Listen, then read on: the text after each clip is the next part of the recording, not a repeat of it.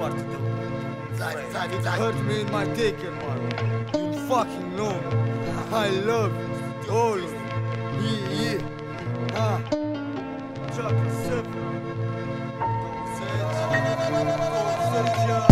Vorbești de succes stradal, nu te-am văzut în stradă. Magicieni cu șini în spate, ascult în tine spada. Bine ai venit printre indieni viol. Au trecut 3 săptămâni și cu un glosare din pistol. Nu te fuse peu că te înghesul. Nu mai e cu bosche, bossule, când tu ești scherțul. Corobișniță de studiu, marfă londoneză. Câtă muie să dau să-mi ies din antiteză.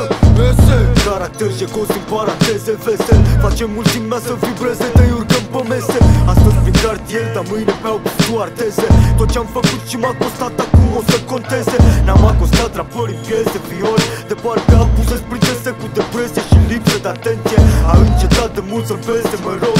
Fac de muzica asta un instigator pentru un vagabond. Un jucător o să moară un jucător. Un mâncător o să moară un mâncător. O regină o să moară o regină. Valentina. Peste tot pe unde merge casa plină. Un jucător o să moară un jucător. Un mâncător o să moară un mâncător. O regină o să moară o regină. Valentina. Peste tot pe unde merge casa plină.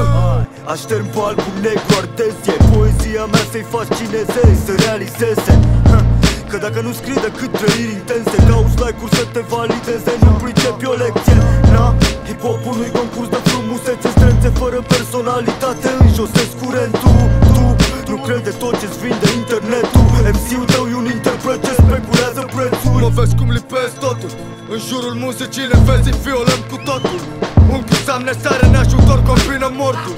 Plecăm 6 loturi nord, s-a meritat efortul. Nu schimbă aeroportul. Go, pa, drept, zero impresie.